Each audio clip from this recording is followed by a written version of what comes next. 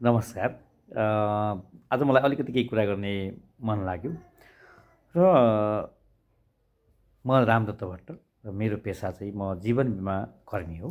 म बिमा क्षेत्रमा विगत 20 वर्षदेखि लागिरहेको छु र यो बिमा गर्नुपर्यो भनेर हामीले कसैसँग प्रस्ताव गर्दाखेरि उहाँहरूको मुखबाट के आउँछ भने, होइन यो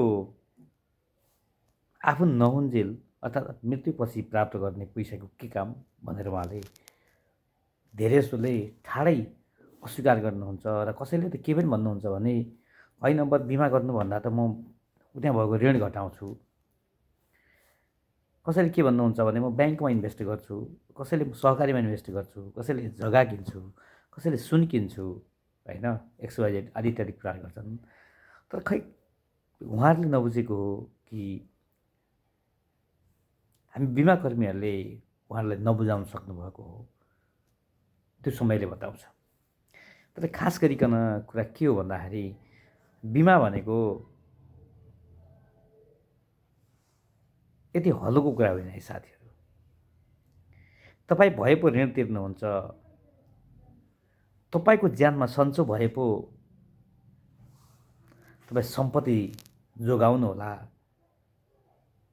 यदि तपाईँको ज्यान पनि रहेन, तपाईँको ज्यान पनि सन्चो भएन भने अनि के गर्नुहुन्छ विचार गर्नुभएको छ?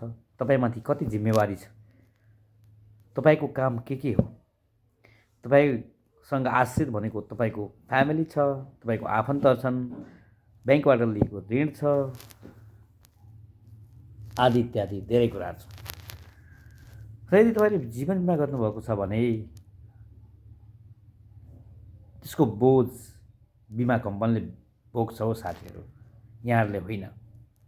यहाँले देखिराख्नु भएको छ प्रत्येक दिन सामाजिक सञ्जालमा कोही क्यान्सर पीडित भएर, कोही किडनी फेल भएर, विभिन्न किसिमका महामारी रोग लागेर सके जति सहयोग गर्नु पर्यो हो भनेर चाहिँ मागिरहेको यहाँले देखिराख्नु भएको होला नि त। यसरी माग्ने रहर कसलाई हुन्छ भन्नुहोस् त?